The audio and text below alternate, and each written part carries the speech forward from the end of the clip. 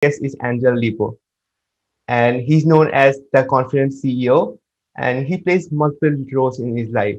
To name a few, he is an influencer, LinkedIn strategist, and international TV host.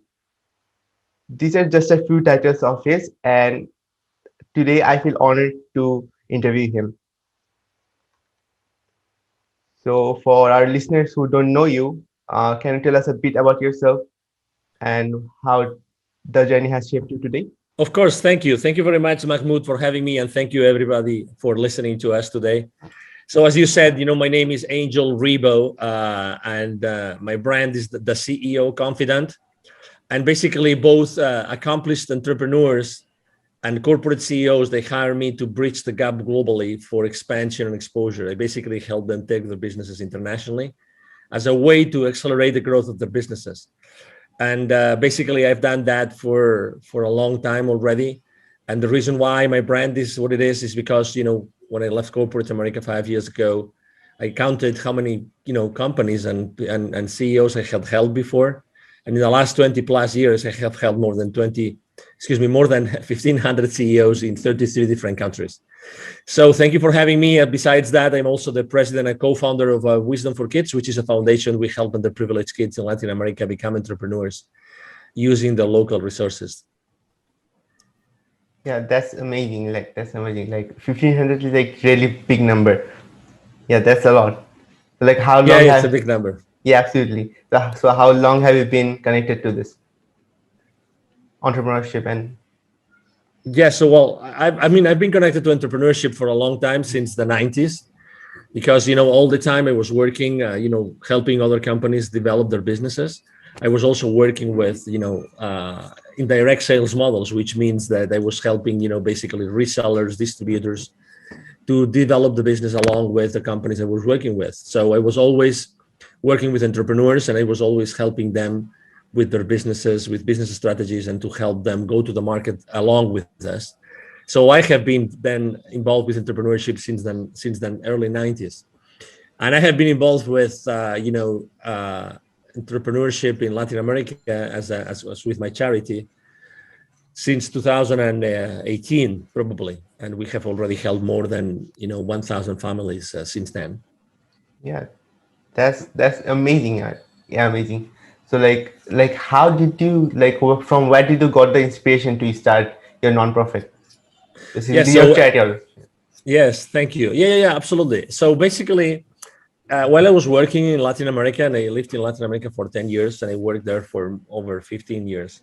So I was always exposed to poverty all the time. Every time I would go to visit some of the manufacturing plants that they were serving with the companies I was working with, all the time, those manufacturing plants would typically be in the outskirts of big cities. And those areas are typically, unfortunately, they have a lot of poverty. And it was very common for me to see kids asking me to keep my car safe while I was inside the plant, or they were offering me to clean to wash the car, or they were selling me gum or a bottle of water or something like this. So I was all the time exposed to both, very super powerful people in the continent, and at the same time to a lot of poverty. So in 2015, I had a spiritual experience that, allowed me to see very clearly that I had to help those kids. And if it wasn't me, who was going to do it? So that was probably the reason I was so exposed to poverty and so exposed to business that I eventually came to me very clearly that I had to help those kids. Yeah. So from as you said that they were selling you bottles, they were selling you gums. So through their act, so we can say they are already entrepreneurial from their heart. They're kids right now, yeah, but they're still trying to sell something and earn their living. So that's entrepreneurial. Then that's it. That's entrepreneurial. So they already Yes. had it. Yeah. Yeah. Yes. So obviously, I mean, it's difficult to say they were already entrepreneurs, those kids that were selling me those things, because as you know, many families actually, they are obliged to Yeah. suggest their kids to do this, so very often this happens not because the kids want to do it, because or it's because their parents or their tutors, they're asking them to do it. So that's a big of a difference there. But Yeah. um, the communities that we go to, it's basically we talk to the community leaders and we ask them, we would like to do that. We would like to actually deliver a workshop and help your kids in your community to become entrepreneurs. And it's not that common that those kids are already entrepreneurs. Sometimes they are, but it's not that common. But again, most of the time they do it because, or they work because they have to do it. So let me tell you an example. We go, for instance, to an indigenous community in Mexico, and it's a large area. In total, there are like 180 plus small sub communities there, and many kids work, and they work because the parents are working on in coffee plantations and other sorts of places. So they actually ask their kids to work along with them because the family needs that money, right? So they need more hands and more hands and more hands. So they don't really have a choice. And what we do from on or at Wisdom for Kids, we actually work very much the mindset of those kids. We help them realize that they can really become whoever they want in their lives, and we work heavily on their self-esteem. And we really try to suggest them, or to instill in them. We use very uncommon ways to approach them. I mean, it's not, our workshops at Wisdom for Kids are not like whiteboarding or blackboarding kind of thing. It's really more like experiential. It's making sure that we connect at an energy level with them, so that from then on they really, really, really like know that they can do whatever they want, that they are unstoppable, that they are infinitely powerful.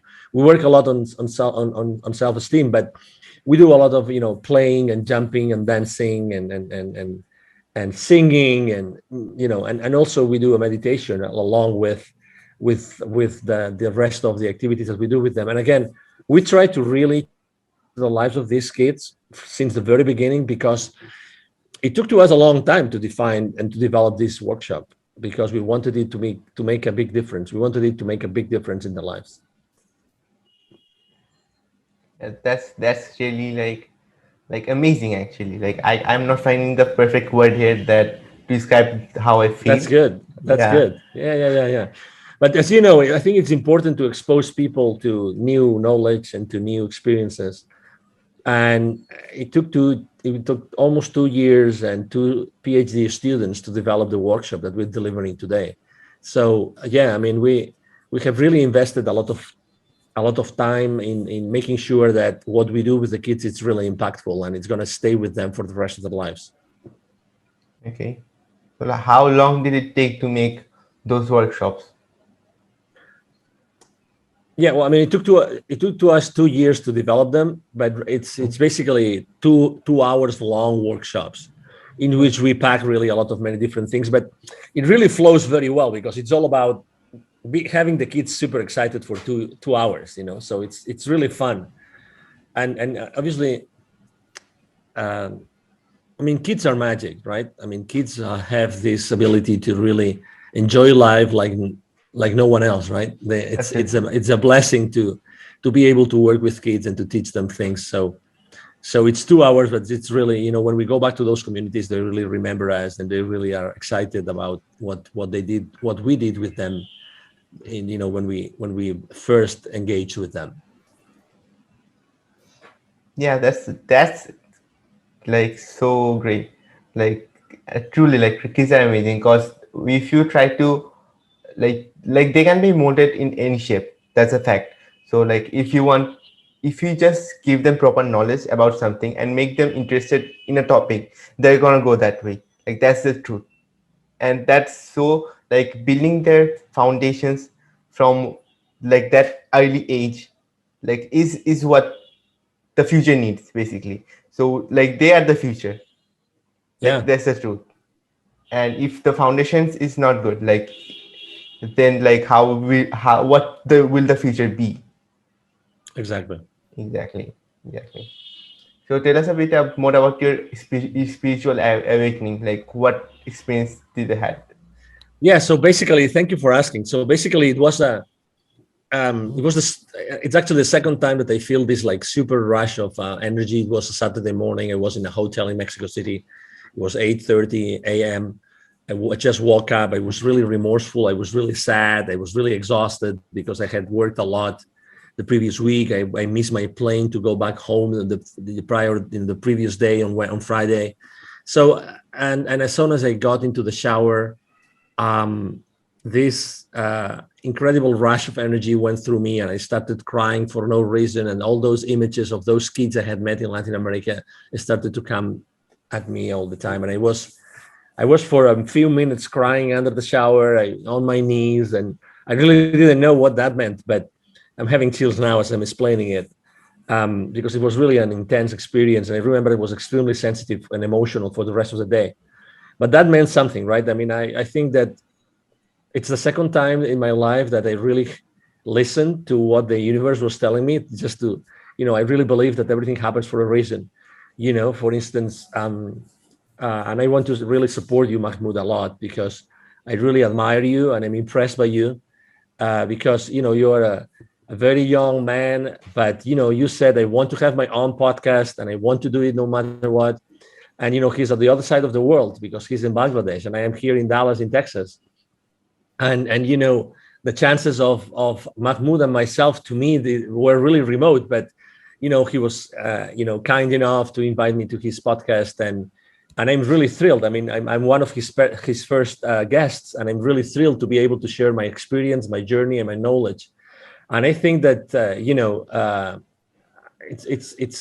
it's a great you are a great example, Mahmoud, of someone that really wanted to make a difference in the world, and you decided to actually launch your own podcast and start doing it, no matter what.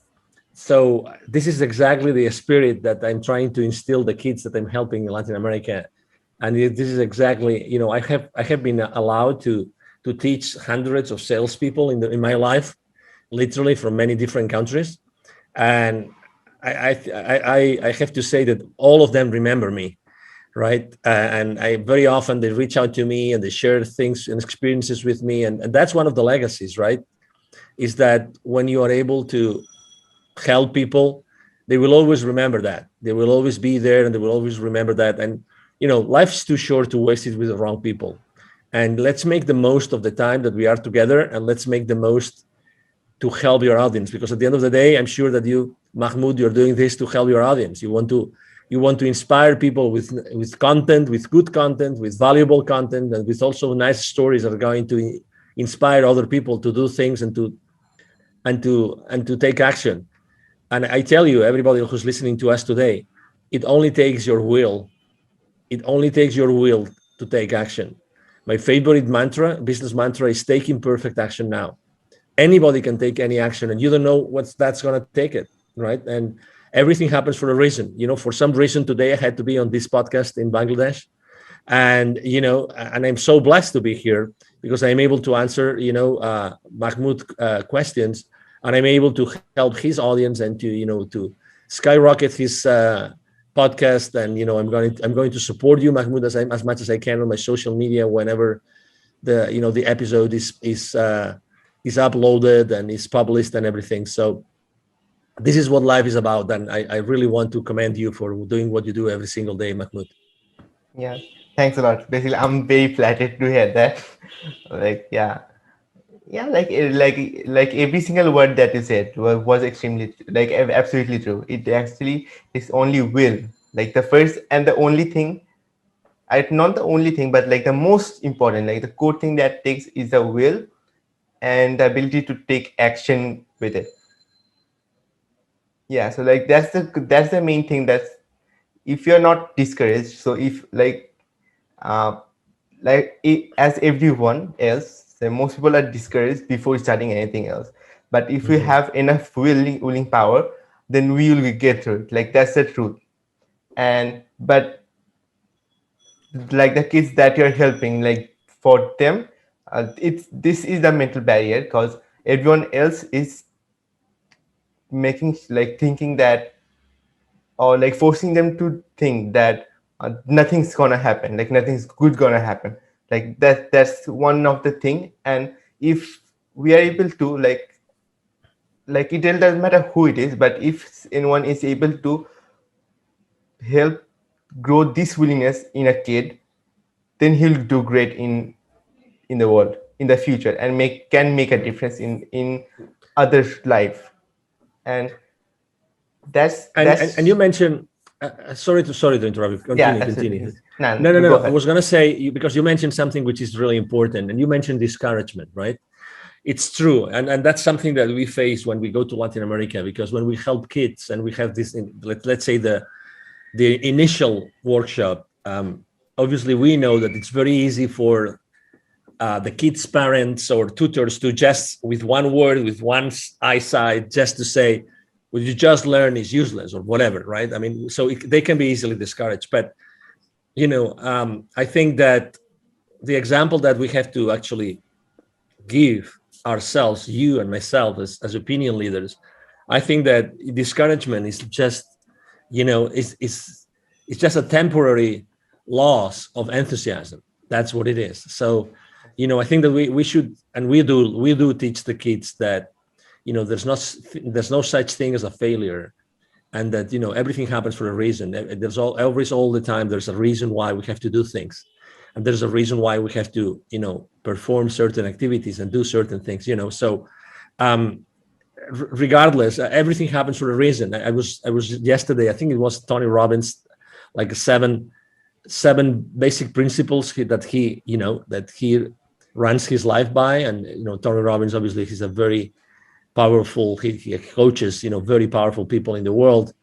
And one of the things that he was saying was, it's everything happens for a reason, and it's true. You never know where something is going to take you. You never know. So just take the failures as a lesson, and no matter what, and no matter who discourages you, keep in mind that life is long, and you will have time to learn and to apply those lessons, and keep going, keep going, keep going. You are infinitely powerful no matter what. Yeah, absolutely true. Like you just reminded me of one quote. Like this quote was like is from Elon Musk, and like I heard it from like I guess I'm not sure. Like maybe it was a show on Mind Valley by her like, by his mother, Elon Musk's mother, or maybe a webinar. So she said that when the first rocket failed, like like up before launch, Elon Musk didn't said that we failed, or he was not sad. He was excited because now we know these are the issues. Now we know more about this problem. Now we can try to find out solutions of it. So I think, and everyone should think in this way, that any failure that occurs, we know that now we know which problems we have to solve, and now we know which actions we have to take to get better at it, to take a better approach, and to take another way or build a new way to go where we want to go, or maybe we can go further than we how we planned. And I that, agree. yeah, absolutely. And this is a like very powerful statement, because like I guess 90, I'm a very big fan of 80/20 rule. So I'd say 80% of people are discouraged or like see failures as like that's it, that's end all, like that's end all, and they are not learning from it. So, and from also a book, I'm not sure like the name of what's the name of it, it was. So it said that until the time you learn from your mistakes and get better at it, you're gonna keep failing on that thing. Yeah. So so you have to see every failure as a way to learn new things and grow our skills, so that we can like just crush that thing. Yeah, I agree. I agree, Mahmoud. Totally. And again, that's why it's important to keep the enthusiasm, from one failure to the next failure, right? And again, I think there's a saying also about that. So, yeah, that's why, I am a pretty upbeat guy, and very enthusiastic and very passionate about what I do, and being on interviews and everything. And that's why I think that's also a mission. The ones of us that we are good in communicating, or even if we're not so good and we still want to learn and can learn about communication, I think that we have to do it because we have a mission. We have to help others that are not on the same spot, to keep on moving forward, keep on moving forward. We are right now living, after 12 months, it's now March 2021. We've been for 12 months now living under restrictions all over the place. And I'm sure that Bangladesh is not an exception. So, we have learned that it's possible in only a few days for something to be really literally be running all over the world, right? So, and restrictions all over the world. So I think that we have to help each other, and we have to make sure that we use everybody's energy for the good of everybody. Really, I really believe so. Yeah, absolutely, absolutely. I completely agree with that. So I actually missed a word that you said, like or like I catched a word. Um oh, sorry. Um yeah, so the question that I got in mind when you were saying that, so like what was the biggest struggle that you face, like communication struggle that you faced during the quarantine? Like this question just came into my mind when you were talking. Yeah. Well, first, here in Texas, I think we only had 1 or 2 weeks of lockdown. So, I mean, we really were not quarantined, and people were going out on the streets still. So we've had a very, let's say, as many other countries in the world. I mean, I can talk about Sweden, about Finland, about Norway, about Serbia, Montenegro, Albania, Tanzania. I can literally talk about countries all over the world that have had a different approach, as opposed to being extremely restrictive. They have actually kept, the, let's say, the freedom intact, so that the human body would actually adapt and everything. I mean, if you see every country has led, and every state here in the US has led, let's say, the situation in a different way.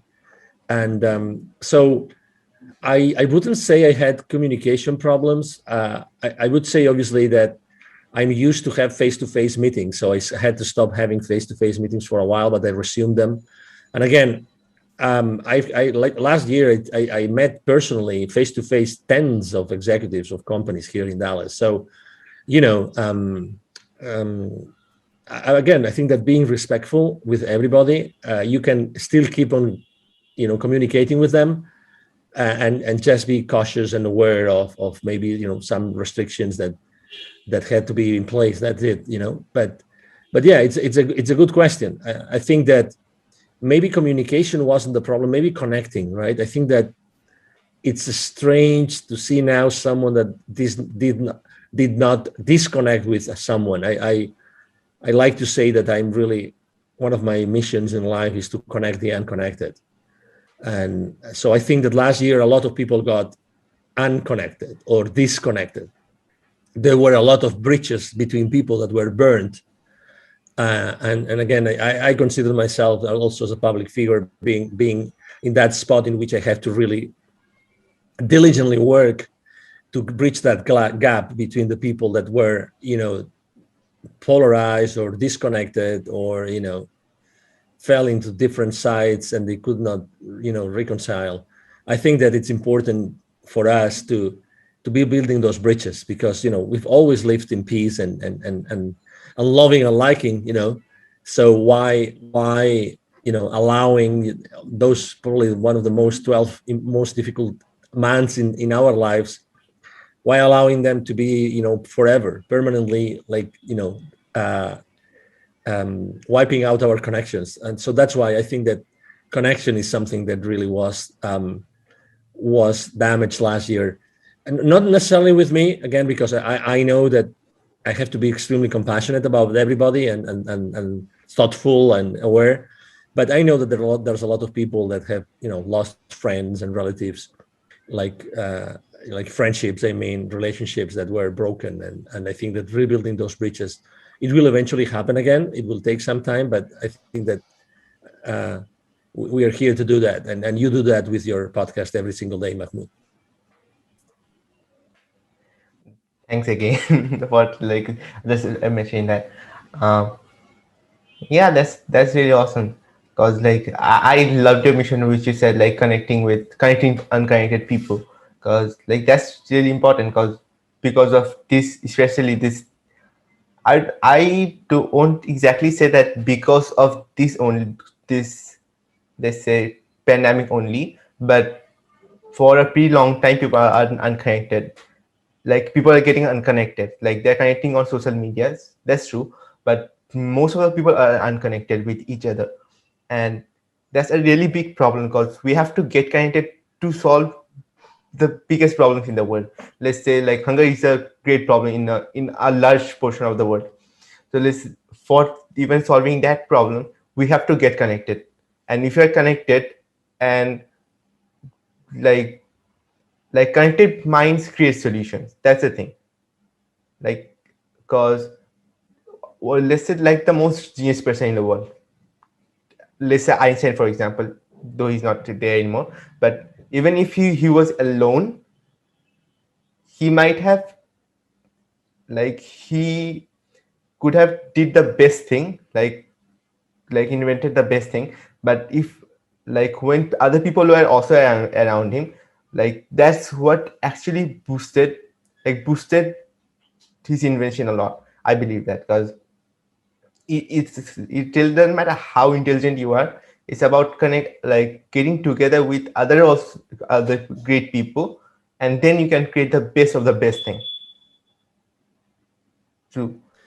Yeah, yeah. I mean, and you're touching upon something which is really important, which is collaboration, right? I Yeah. mean, the lack of connection, could unfortunately be at the end could be like a lack of communication, right?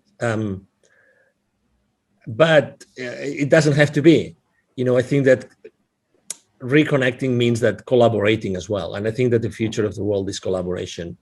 Absolutely. We've lived under competing spaces forever, and I'm not saying competition is not bad, is bad, excuse me, but I'm trying to say that I think that the future is collaboration, because there's a lot of, if I don't know, that due to what has happened in the world for the last 12 months, there's going to be a lot of many different initiatives related to collaboration, helping each other, and flowing and flowing and flowing, and making this world a better place, with many different ways, or in many different ways. And yes, and being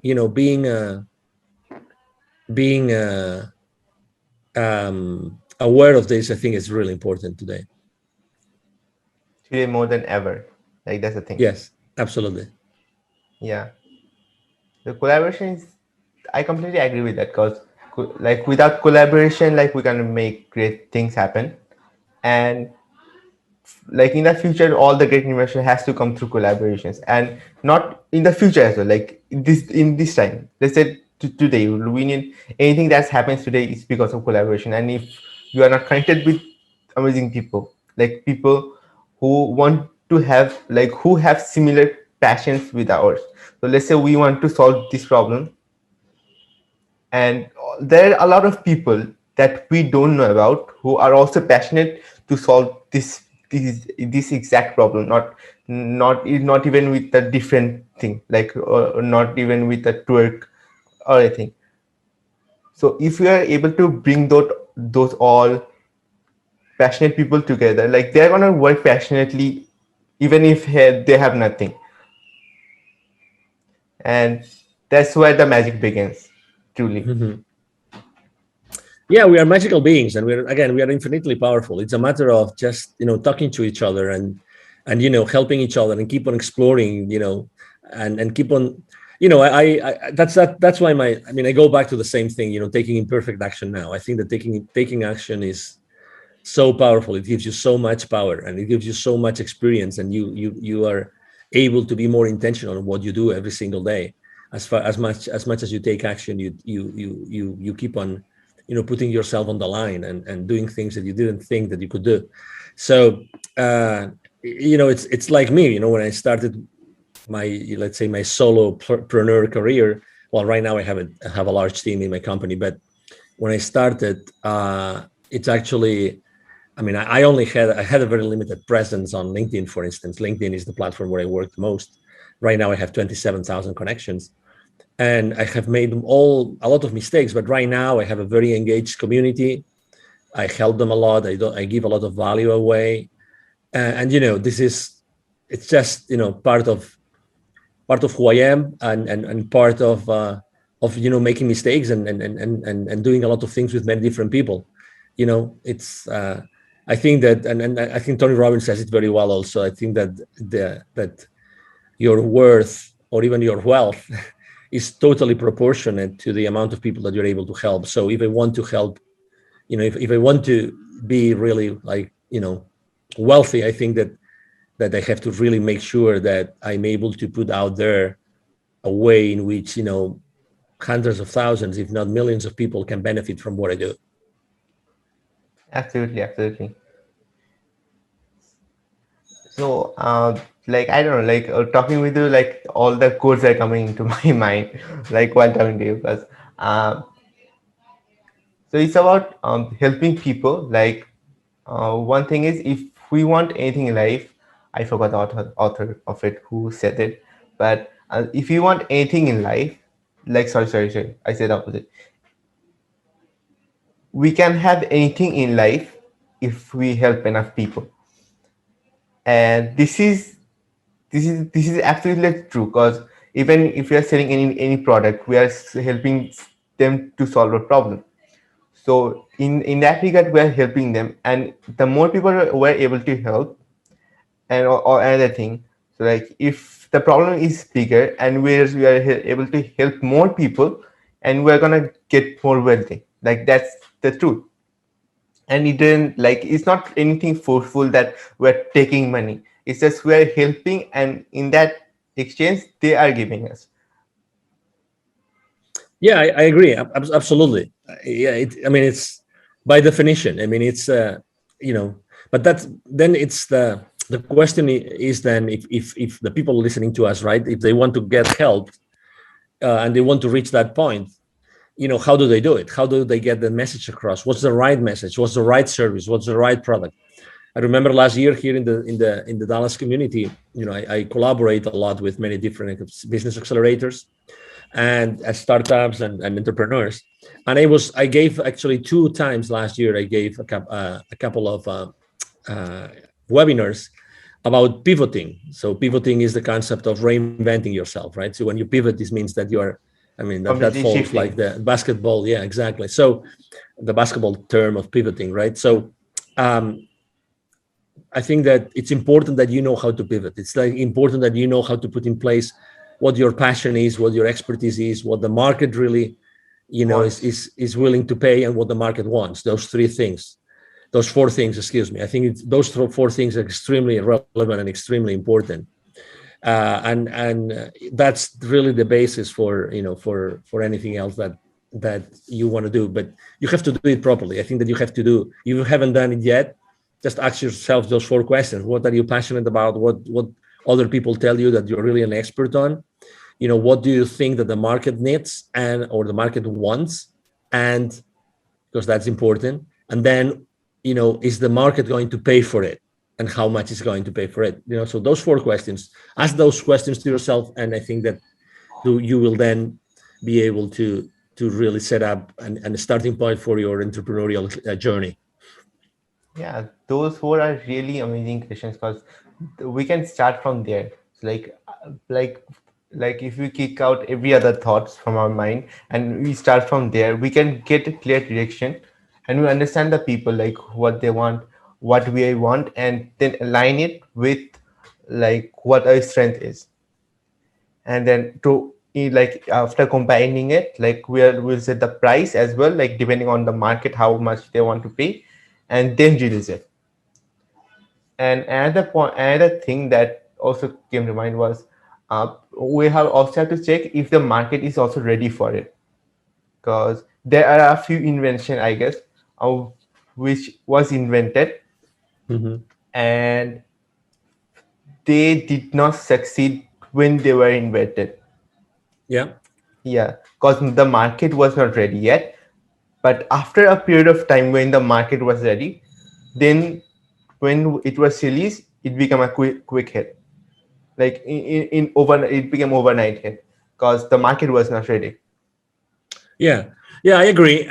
But still, I always like to ask the question of not whether a product or service is going to succeed, but how do we make it successful? I think it's a different, I think it's the right question to ask yourself is to ask, what do you have to do or how do you have to make it successful?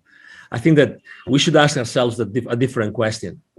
And that's why it's so important also what we do in the schools with the kids, underprivileged kids. It gives us, you know, again, being in touch with kids all the time, and so being able to bridge that gap between the super powerful, connect the super powerful, connect them with the super underprivileged. It's such a great experience because, again, it's bringing the authenticity of the kids and also the power of the ones that have achieved almost anything in their lives. Absolutely. Like yeah, absolutely. Those are like these are very powerful words. You can say like these are like the definition of growth. You can say I for me. Yeah. So now before we like get out of like this conversation and to go ahead of our day, like is there any last in word of inspirations or any final words that you want to say? Yes, Anyone? definitely. So, yeah, the first thing obviously is thank you again, Mahmoud, for having me. Thank you to the audience who's listening to us today. My name is Angel Ribo for the ones that are only listening and not watching this video and they don't see the visuals here on the screen. Angel is spelled like in angel, and from heaven, and Ribo spelled R-I-B as in boy O. If you want to find me, my brand is the CEO Confidant, as Mahmoud said earlier, and you can find me very easily on LinkedIn, the professional network. But you can find me easily anywhere, really, because I post everywhere. Really, I post everywhere every single day. Okay, I post everywhere every single day. So you will find me on Twitter, on Instagram, on Facebook. Besides LinkedIn itself. And if you want to reach out to me directly and you want to send me an email, it's very easy. It's Angel, Angel, at angelribo.com. So Angel, Angel, at angelribo, which would be ANGELRIB as in boy O.com. And either myself or my team are going to be answering your email. So thank you very much. And the last thing I would like to leave everybody is that we are genuinely infinitely powerful and we can really achieve anything in our lives. So I would suggest you that if you want to start helping others, again, even if you're not even an entrepreneur, it doesn't matter, just to start helping others. And as soon as you start helping others and being exposed and being exposing yourself and your knowledge and your experience and your passion and your enthusiasm with others, lots of things are gonna happen and lots of things are gonna surface. I encourage you to do that, and you will see how your life changes in a very short period of time. Yeah. So even while living, you just said your like you share your biggest wisdom, and so I'm sure people who are listening to this got value out of it. And yeah, and thank you very much for coming to the podcast. I highly appreciate your presence. And yeah, that's how we end it. And I will soon upload it. So and